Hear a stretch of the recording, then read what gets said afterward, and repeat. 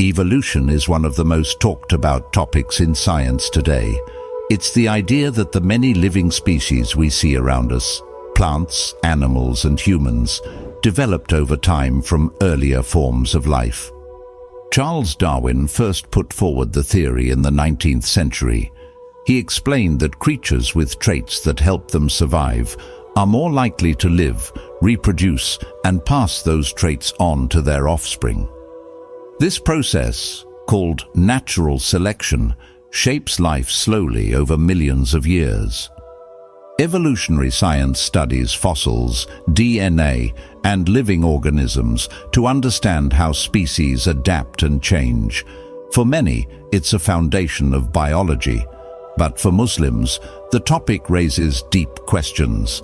How does this theory fit with the Qur'an and the story of Adam, peace be upon him?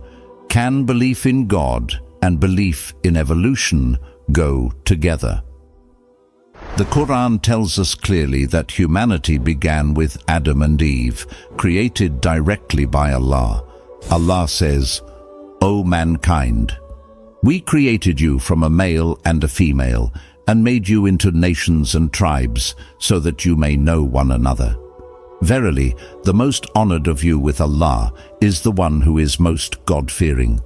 From an Islamic perspective, Adam was not the product of a long evolutionary process, but was created in a unique way, beyond the reach of science. Just as miracles in the Qur'an cannot be explained by scientific tools, the creation of Adam is part of the unseen, something accepted through faith. Islam does not ask us to have blind faith. The Qur'an constantly calls us to reflect, to think, and to use our intellect. Faith in Allah is based on both heart and mind working together. The Qur'an was never meant to be a science textbook. Its purpose is guidance, to teach us Tawheed, the oneness of God, the role of prophets, the reality of the hereafter, and the importance of justice. When we interpret the Qur'an, we must always keep in mind its higher purpose. If a scientific discovery seems to conflict with revelation, one of two things could be happening. Either our reasoning is incomplete, or our interpretation of the Qur'an is lacking. In truth, sound science and revelation cannot truly contradict, because both come from the same creator. Scientists consider evolution a strong theory because of the evidence they see in nature. Fossils show how life has changed across ages. DNA reveals similarities between different species. We see small-scale evolution today, like bacteria developing resistance to antibiotics. Most scientists accept evolution as the best explanation for the diversity of life, but how one interprets this evidence depends on worldview. A believer sees design and purpose. A non-believer may see random chance. Muslims are not all the same on this issue. Some reject evolution completely, believing it contradicts the Qur'an. Others accept evolution for animals and plants, but believe human beings are an exception, since Adam was created directly. Some say evolution can be compatible with Islam, if we see it as Allah's method of creation. These debates show the richness of Islamic thought and the ongoing effort to balance faith with science. From an Islamic perspective, evolution as an explanation of life has weaknesses. 1. Survival of the fittest. If random mutations drive evolution, why don't we see more failed forms in fossils?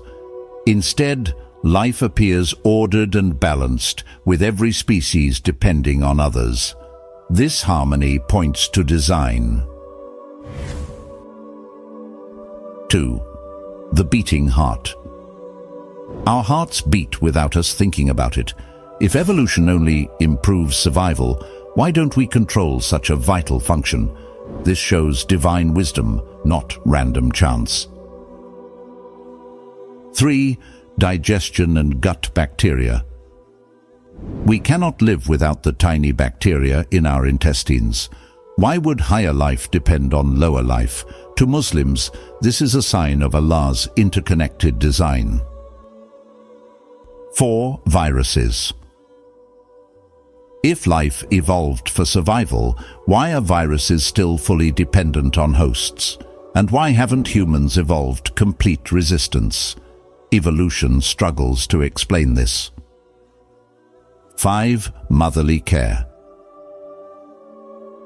Why do mothers sacrifice themselves for their young when survival of the individual should be most important? This compassion reflects Allah's mercy placed in creation. 6. Beauty in nature. Leaves, flowers, and endless variety go far beyond function. Islam explains this through Allah's attribute of beauty. He creates not only for survival, but for wonder. 7. DNA complexity. Once thought of as junk, DNA is now seen as incredibly detailed and purposeful. This complexity points to a wise creator. 8. The reality of death. Evolution is supposed to push for survival, yet every organism is designed to die. The Qur'an explains that death is not a failure, but part of Allah's plan.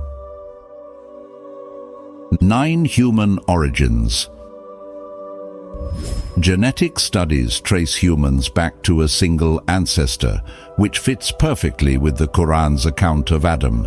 Evolution is a powerful scientific theory, but it does not answer the deeper questions of life.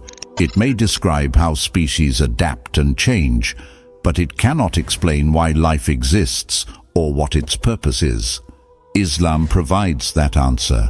Life is created by Allah with wisdom and purpose. Adam and Eve mark the beginning of humanity, as revealed in the Qur'an. Science can explore the patterns of life, but faith reveals the meaning behind them.